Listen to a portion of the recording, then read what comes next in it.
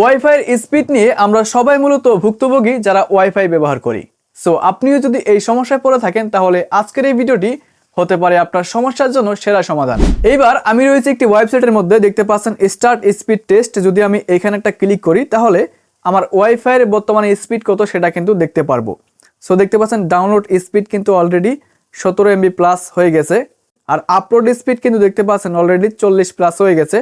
আপনার ক্ষেত্রেও এমনটা হতে পারে, ওয়েবসাইটে দেখাচ্ছে স্পিড অনেক, কিন্তু আপনি যখন ইউটিউব দেখতে যাচ্ছেন বা কোনো কিছু ভিজিট করতে যাচ্ছেন তখন কিন্তু লোডিং হচ্ছে ঠিকমতো, ইন্টারনেট কাজ করতেছে না। সো এই সমস্যা থেকে বের হওয়ার জন্য আজকের ভিডিওতে আমি আপনাদেরকে কয়েকটা স্টেপ দেখাবো। এই স্টেপগুলো ফলো করলে আপনি কিন্তু আপনার ওয়াইফাইয়ের স্পিড এখনকার তুলনায় অনেকটাই বাড়িয়ে নিতে পারবেন। এবার আমাদের ওয়াইফাইয়ের স্পিড বাড়ানোর জন্য প্রথম স্টেপটা হচ্ছে মোবাইল থেকে গুগল ক্রোম ব্রাউজারটা ওপেন করবেন অ্যান্ড এখানে আপনি সার্চ বারে ক্লিক করে আপনি হচ্ছে যে রাউটারটা ইউজ করেন সেই রাউটারের আইপি অ্যাড্রেস দিয়ে আপনি সার্চ করবেন। সার্চ করার পরে আপনি হচ্ছে রাউটারের পিছনে একটি ইউজার নেম অ্যান্ড পাসওয়ার্ড পেয়ে যাবেন, সেটা দিয়ে প্রথমে লগ ইন করবেন। তো এবার লগ ইন করার পর আমরা উপরের দিকে দেখতে পারবো সেটিং অপশন রয়েছে, আমরা এখান থেকে এই সেটিংয়ে ক্লিক করব।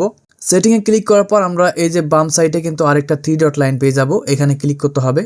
সো ক্লিক করার পরে দেখতে পাচ্ছেন এখানে কিন্তু কয়েকটা অপশন রয়েছে। আমরা প্রথমত সিস্টেম টুলস এখানে একটা ক্লিক করব। তারপরে আমরা এখানে দেখতে পারবো password, system restart and factory default. আমরা এখান থেকে সিস্টেম রেস্টার্ট এখানে একটা ক্লিক করব। আপনি যদি এখান থেকে রিবোট বাটনে একটা ক্লিক করেন তাহলে কিন্তু আপনার সেটিংটা রিস্টার্ট হয়ে যাবে। মানে হচ্ছে এর আগে যত মোবাইল কানেক্ট করেছিল যেগুলো অলরেডি ডিসকানেক্ট হয়ে গেছে, মানে অনেক সময় কিন্তু অনেক মোবাইল আমাদের সেই ওয়াইফাই সাথে কানেক্ট করতে হয় যেগুলো কিছুক্ষণের জন্য। সো এই ডাটাগুলো কিন্তু এখানে ওয়েবসাইটে থেকে যায়, এই জন্য আপনি রিবোটে ক্লিক করলে সেই ডাটাগুলো কিন্তু ডিলিট হয়ে যাবে, এমনকি আপনার ওয়াইফাইটা আগের তুলনায় অনেক ফাস্ট হয়ে যাবে। এইবার আপনি যদি মনে করেন যে আপনার ওয়াইফাইটা একদমই স্লো, কোনো কিছুই চলতেছে না, সেই ক্ষেত্রে আপনি যে কাজটা করবেন দেখতে পাচ্ছেন আবারও আমরা বাম সাইডে 3 ডট লাইনে ক্লিক করব। ক্লিক করার পর সিস্টেম টুলে আসার পর দেখতে পারবো এখানে ফ্যাক্টরি ডিফল্ট নামে একটি লেখা রয়েছে। সো আপনি এখানে ক্লিক করবেন।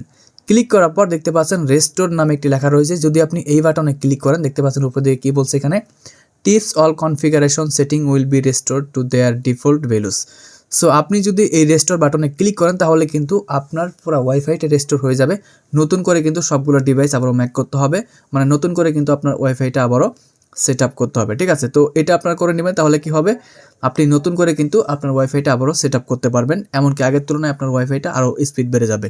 এবার আমরা এই ওয়েবসাইটের আরেকটা গুরুত্বপূর্ণ সেটিং দেখবো। আমরা বাম সাইডে 3 ডট লাইনে ক্লিক করব, করার পরে দেখতে পাচ্ছেন ওয়্যারলেস, আমরা এখানে ক্লিক করব।